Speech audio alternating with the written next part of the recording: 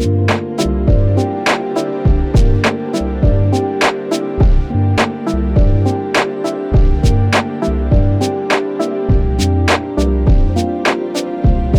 Guardians of the Galaxy was just added to Game Pass, and it appears that a new way to recoup disappointing sales has emerged. Good morning, good Wednesday morning to you. I'm Shane Satterfield from SIFTD, and this is Good Morning Gaming for March 2nd, 2022. The show is in our patrons' feeds bright and early every weekday morning and free on our YouTube channel for everyone else. You can find our flagship show, Game Face, by searching your favorite podcast service. You'll find the podcast versions of the rest of our content in the same feed you found this. Today, Microsoft announced brand new additions to Game Pass for March, and it's a great month of additions. Kentucky Route Zero, Flight Sim on xCloud, and more are being added, but really the big story and the big game coming to Game Pass this month is Marvel's Guardians of the Galaxy. If you watched our discussion on Game Face about this game, you know that both Matt and I believe it is one of the very best games of 2021. I feel like we were evangelists for the game. It deserved it. Not only is it a solidly produced game, it manages to nail almost everything about the Guardians of the Galaxy IP. Tongue-in-cheek humor? Check. Witty one-liners? Check. Crazy situations only they could find themselves in? Check. It really nailed the IP, and it's rare for video games based on Marvel IP or any pop culture IP for that matter to do that. Just ask Square Enix itself. It fell flat on its face with Marvel's Avengers. And sadly, so far, at least at retail, Guardians of the Galaxy has kind of fallen on its face. It didn't sell horribly. In fact, it sold pretty darn well. The problem is that Square Enix has unrealistic expectations for the sales of its games. It's done the same thing with Tomb Raider in the past. It did the same thing with Avengers, which it probably deserved it. Avengers was a disappointment, but Guardians of the Galaxy is not. If you watch Game Face, you also know that Matt and I love Game Pass. In fact, I can't think of a single product that's entered the gaming market in the last 10 years that Matt and I have praised more. What you get for the amount you pay is just undeniably great. So, I already love Game Pass. I'm a dyed-in-the-wool Game Pass user. I'm a dyed-in-the-wool Game Pass evangelist. Everyone I talk to about video games who isn't like us and doesn't keep abreast of all the latest news in gaming, I tell them, when they ask me what they should buy, I tell them to subscribe to Game Pass. It's that good, and it's only going to get better. As Microsoft's first-party studios, including Bethesda and Activision Blizzard, start producing games and they appear on the service day and date, it's just undeniable that it's going to become a snowball rolling downhill, just getting bigger and bigger and bigger. So, I already love Game Pass. I don't need a reason to recommend that people subscribe to Game Pass. I don't need another reason to say Game Pass is great, but I've just found one. Because of the low commitment in order to be a subscriber, you can get it for $1 a month if you're a first-time subscriber. You can get it for $10 a month. You can get Ultimate, I believe, for $15 a month. It's a low barrier of entry. And what you're getting now is a game that just a couple months ago, people were paying $60 for. This is not a first-party game that was published by Microsoft. This is Square Enix saying, hey, we have this great game. It didn't sell as well as we wanted it to. Can you help us?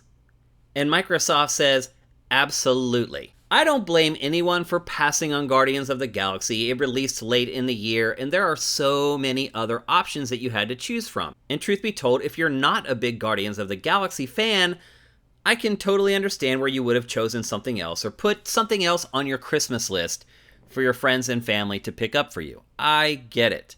And Guardians of the Galaxy isn't an anomaly. This happens to great games almost every year. It just so happened that this past Q4, unfortunately, this was the game that took the brunt of the video game launch glut. But this new way has emerged to get games over the top that maybe were teetering on the fence. I would imagine that Square Enix, after the initial sales of Guardians of the Galaxy, probably had resigned itself to the idea that it was not going to make a sequel. Along comes Game Pass, Square Enix and Microsoft work out a deal, and from what I've been told and from what I've heard, these deals are great. You'd be surprised how much publishers get paid to give a game to Microsoft for Game Pass. So, while it looks like Guardians of the Galaxy probably broke even, ultimately, with its initial retail sales, this extra bump that it's going to get from Game Pass could ultimately guarantee a sequel. And I can't think of another game from 2021 that did marginally well at retail that deserves a sequel more than Guardians of the Galaxy. Some people are saying the reason it didn't do well is because it didn't have Chris Pratt, which I can kind of understand. These IPs are based on other pop culture properties. And what made Guardians of the Galaxy popular? Because before the film, it was a niche Marvel property. Honestly, I had never even heard of it before I heard about the movie being announced, and I thought at the time it was a terrible idea. And then I watched the film, and I loved it. Honestly, one of my favorite Marvel films from the last 10 years. But the property has been gone for quite a while. I don't know if the plan was to have this game done a couple years ago. I really don't know, but it would have made a lot more sense then when the movies were still kind of a thing. I haven't really heard anything about the next Guardians of the Galaxy film, so it was released in an odd window. And as I said, it did not include Chris Pratt. And this brand wasn't built on comics like a lot of the other Marvel films have been. It was built on the movie. And who was the lead in the movie? It was Chris Pratt. Star-Lord is Chris Pratt to most people. So I can understand why some people maybe watched a TV commercial for Guardians of the Galaxy or watched a video game trailer or read a preview of it or something like that and looked at the game and said, that doesn't necessarily look like Guardians of the Galaxy. It wouldn't have been that big a deal if they replaced the likeness of one of the supporting actors from the film. That wouldn't have been a deal breaker. But when it is the star of the movie franchise and you decided not to pay the money, or whatever happened so that Pratt didn't end up appearing in the game, who knows. But I would argue that Square Enix, with the right amount of money, could have got him to do it. There are very few people or actors who are going to turn down an irrational payday. And so I do think at least a little bit Square Enix was guilty of being a little cheap, and it didn't want to pay the money to have Pratt in the game. And now it's leaning on Game Pass to try to save the day, and I am totally okay with that. I don't root for or against any video game publisher, even when they do stupid stuff. They're just a business trying to make as much money as possible. I get it. It's capitalism. So I try not to hold publishers to account for business decisions that they make. Now, cultural decisions, that's an entirely different story.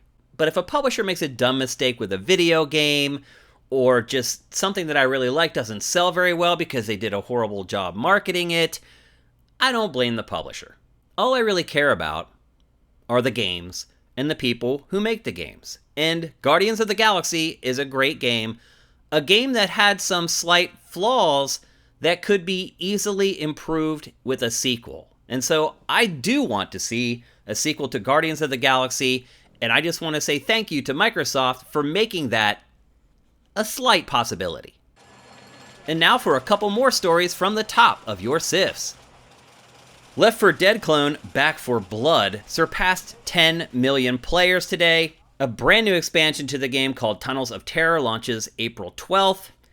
Back 4 Blood is another example of a game that I believe Game Pass saved. It was available on Game Pass day and date on launch day, a third-party deal that Microsoft signed, and I played it, and I thought it was underwhelming.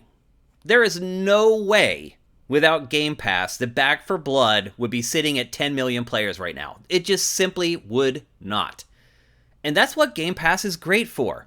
Games that you, at first blush, would not be willing to pay $60 or $70 for, when you're spending $10 to $15 a month to check out an entire library of games, suddenly those games become more attractive. And Back 4 Blood is an ongoing game. You can get into it, and it's going to be there for several years. It's something that you could make sort of your side piece as you play other big games. It's something you can always go back to. So I'm not surprised at the success that Back 4 Blood has had. However, I do think it does owe a lot to Game Pass. A prelude visual novel for Shinji Mikami's upcoming game, Ghostwire Tokyo, was launched today. There's been a lot of confusion around this game since it was announced. Just recently, we really got the 411 on what the game is really about, what the plot encapsulates, how the gameplay works. We kind of know everything that's happening with the game at this point. However, this new visual novel hopes to tell the opening of the story with a twist. If you want a fun way to get ready for the next game from the creator of Resident Evil, I can't think of a better way. It's available now on PlayStation, and it launches on PC on March 8th. We've discussed the Intellivision Amico a couple times here on Good Morning Gaming. In fact, it was the subject of a leading story in one episode where I basically went scorched earth on Amico. I feel like it's a poor product that has been marketed by people who were just looking to cash in. Well, today we found out that the cashing in is over. Today, Intellivision closed Amico funding ahead of schedule and less than a month after it kicked off. Remember, as I said in a prior episode of Good Morning Gaming, Intellivision Amico had run out of money and only had enough cash on hand to operate until about the summer. And so it started what I believe was its third or fourth round of fundraising. I told people to not invest, that it would be a huge mistake, and it sounds like people listened. It only made $58,000, just 1% of its target fundraising goal.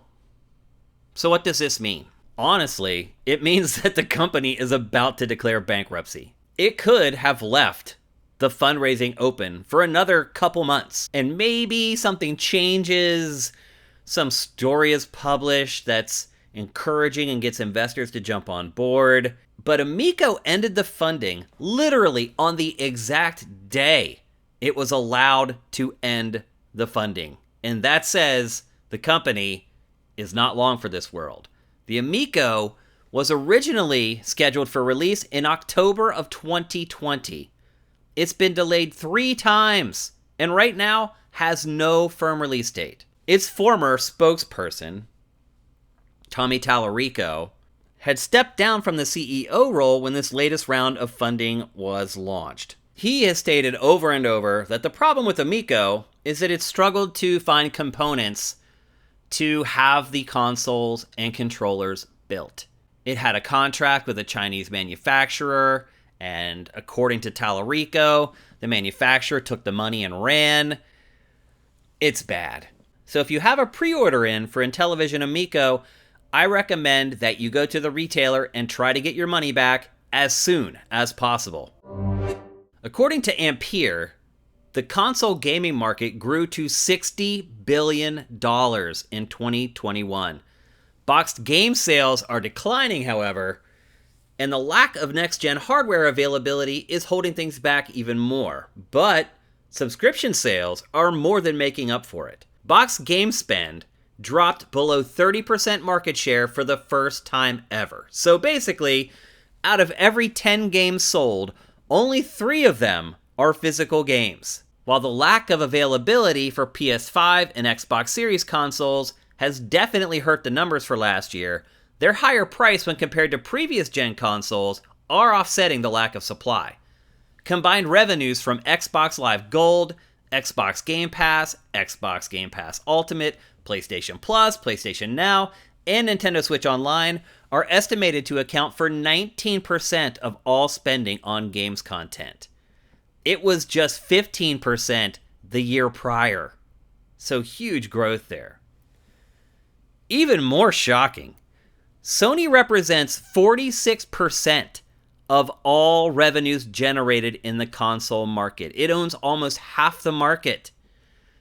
Nintendo's share dropped to 29%. That's a 2% drop from the year prior, while Microsoft's rose just 1% to 25%, which is kind of shocking considering how big Game Pass has been, and conceivably how many new subscribers Game Pass has added over the last 18 months or so. But it also goes to show you that Microsoft is selling basically zero packaged games.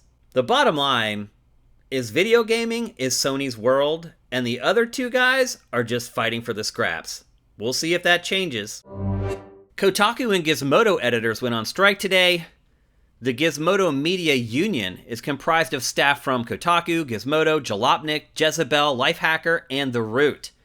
The editors are halting work and asking people not to visit their sites for the duration of the strike.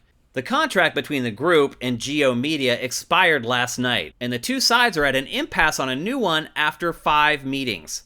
A lot of conflict revolves around work-from-home policies and how Go Media is reluctant to write them into the new contract. The union also criticized the company as being unwilling to commit to healthcare standards for trans employees, sufficient parental leave, or diversity hiring initiatives, as well as low-balling salaries. These companies are going to have to figure it out. People are not returning to work like they think they're going to. They're just not. The companies that accept this and adapt will succeed in the future. The ones that don't are not long for this world. Amazon's game streaming service Luna has finally launched in full to US subscribers. There are new channels available for both retro and Jackbox games, in addition to the previously available Luna Plus, Family, and Ubisoft Plus channels. There's also a channel you can access for free with Amazon Prime with a rotating selection of games. I have no idea why Amazon hasn't worked out a deal where the free games you get with Amazon Prime every month are made available on Luna for free. Maybe that's the ultimate goal, and maybe they're headed in that direction, but for today's big launch, it seems like it should have been there already.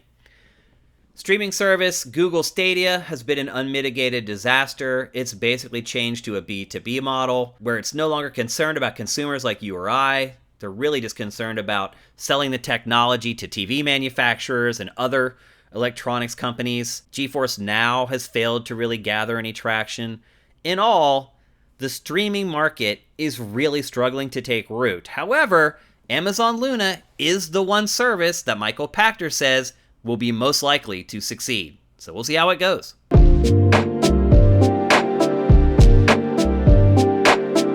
Let's take a break, and when we come back, we'll tackle today's boss fight.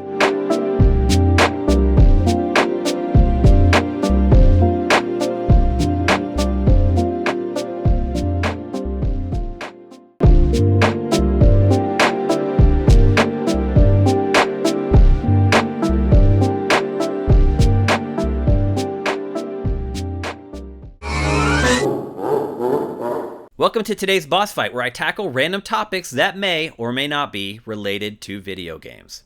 A cyber attack today saw NVIDIA code and other sensitive information about the company and the people working for it being held for ransom. Found within all the data is some interesting language that points to a new Nintendo Switch model that utilizes NVIDIA's DLSS technology. A supposed NVN folder and an NVN DLSS driver were uncovered in the breach. NVN is an API that NVIDIA designed specifically for Nintendo's devices. This uncovered API is not currently utilized by any of Nintendo's current platforms. So, NVIDIA is working on DLSS technology for Nintendo, and the Switch is not capable of running it.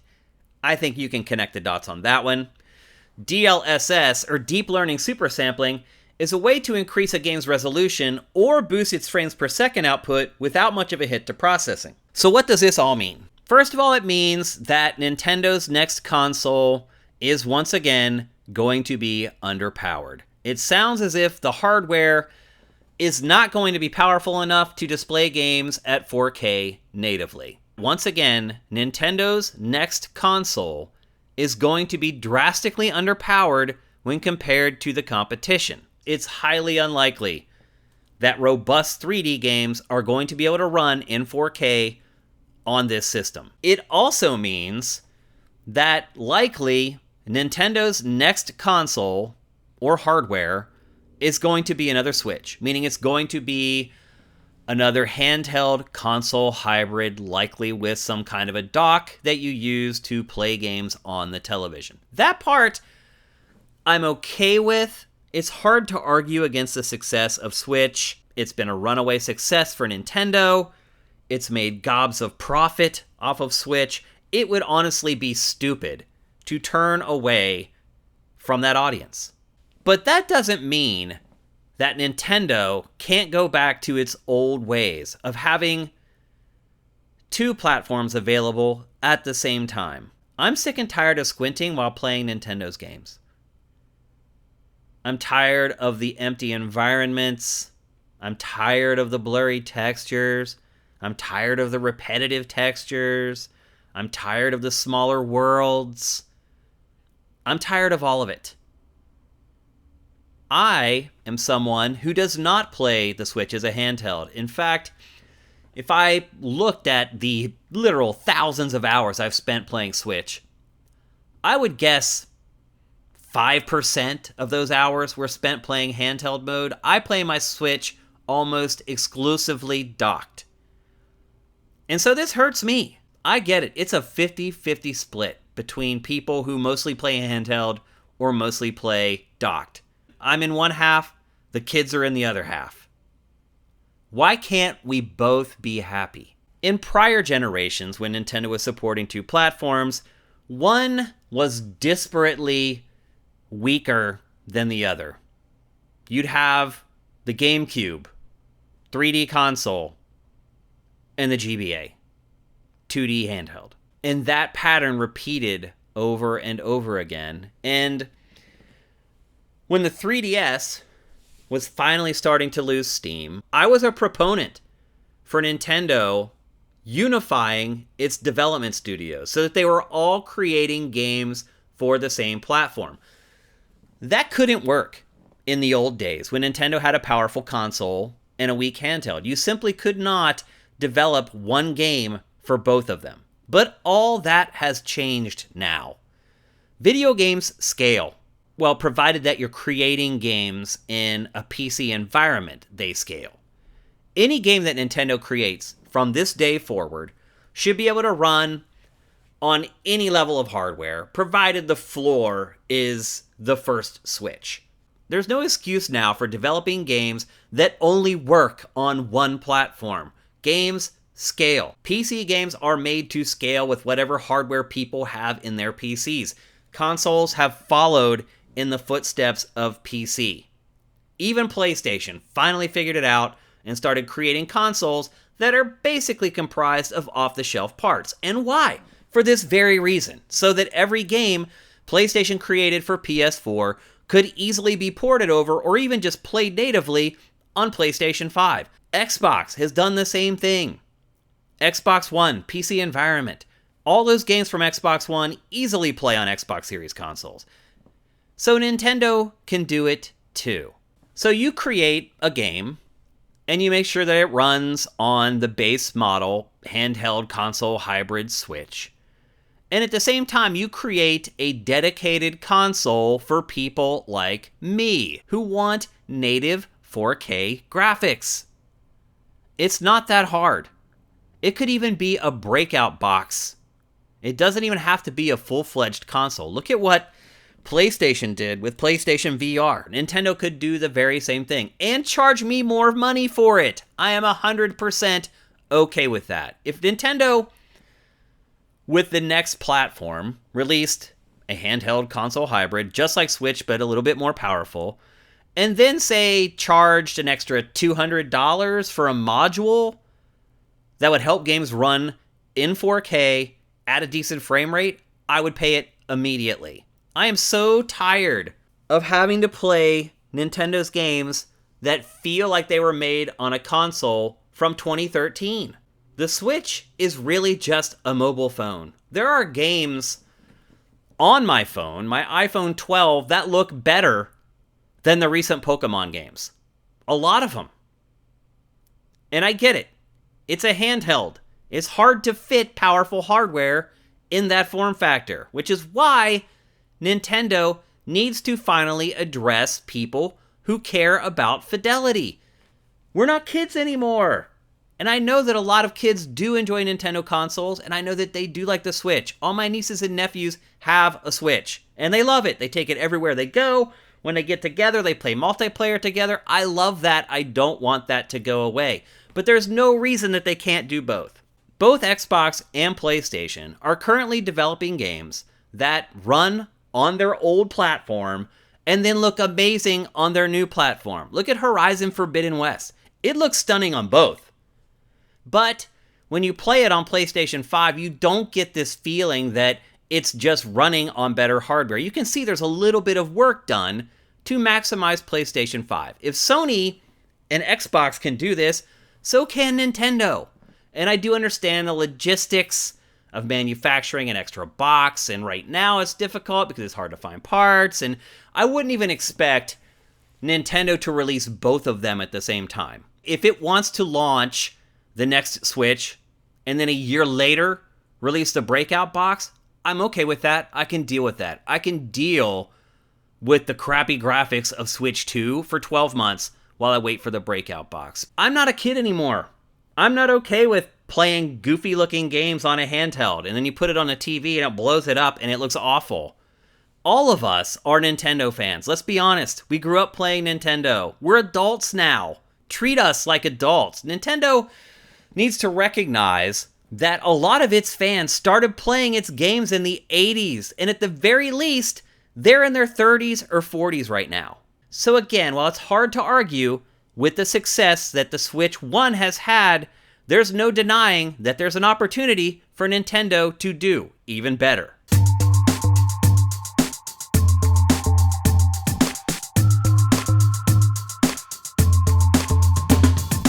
Thanks for listening to Good Morning Gaming. I appreciate every single one of you who listens to GMG. I'm Shane Satterfield.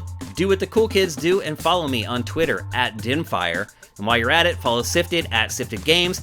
And while you're on the interwebs, head on over to patreon.com/Sifted and drop us a pledge. We'll be back with another episode tomorrow, but until then, make sure you seize today because there will never be another.